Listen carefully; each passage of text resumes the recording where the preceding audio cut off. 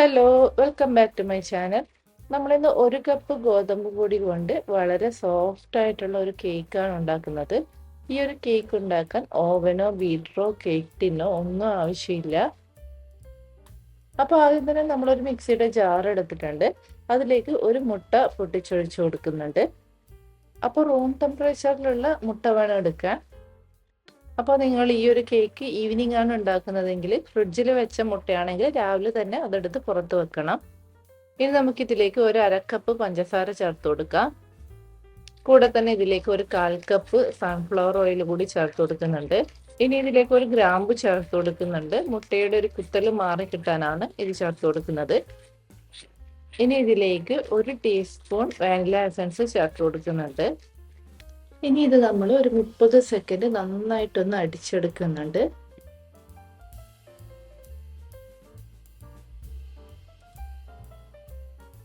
ഇനി ഇതിലേക്ക് നമുക്ക് ഒരു കപ്പ് ഗോതമ്പ് പൊടി ചേർത്ത് കൊടുക്കാം.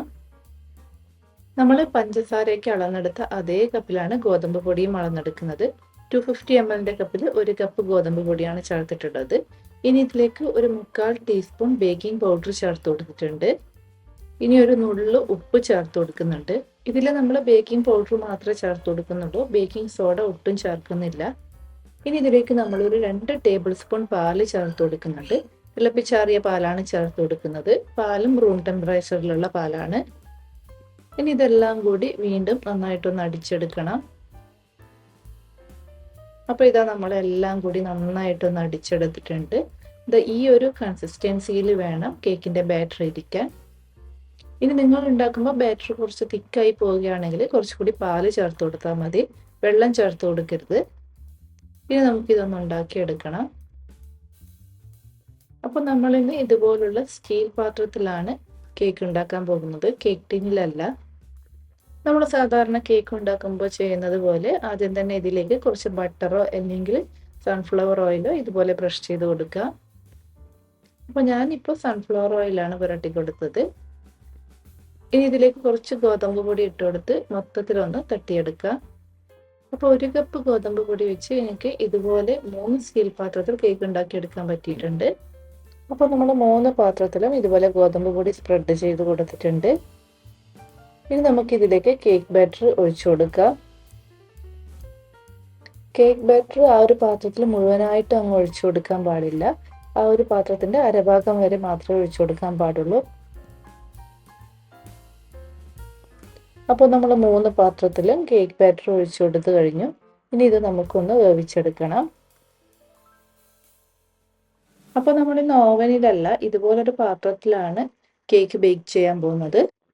അതിനായിട്ട് ഇതുപോലെ ചുവട് കട്ടിയുള്ള ഒരു പാത്രം എടുത്തതിന് ശേഷം അതിലേക്ക് ഇതുപോലൊരു സ്റ്റാൻഡോ പാത്രമോ വെച്ച് കൊടുക്കാം.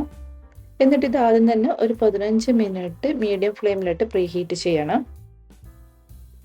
അപ്പോൾ ഈ ഒരു പാത്രം 15 മിനിറ്റ് പ്രീഹീറ്റ് ചെയ്തതിന് ശേഷം നമുക്ക് ഈ കേക്ക് ബാറ്റർ ഒഴിച്ചു കൊടുത്ത പാത്രം ഇതിലേക്ക് ഇതുപോലെ വെച്ച് കൊടുക്കാം. എന്നിട്ടിത് അടച്ചു വെച്ചതിന് ശേഷം മീഡിയം ഫ്ലെയിമിൽ ഒരു 30 to 40 മിനിറ്റ്സ് ബേക്ക് ചെയ്തെടുക്കണം. അപ്പോൾ ഏകദേശം 35 മിനിറ്റ്സ് കഴിഞ്ഞ് നമുക്കിനി ഇതൊന്ന് തുറന്ന് നോക്കാം. ഇതാ നിങ്ങൾക്കിപ്പോൾ കാണാം, നമ്മുടെ കേക്ക് നന്നായിട്ട് പൊങ്ങി വന്നിട്ടുണ്ട്.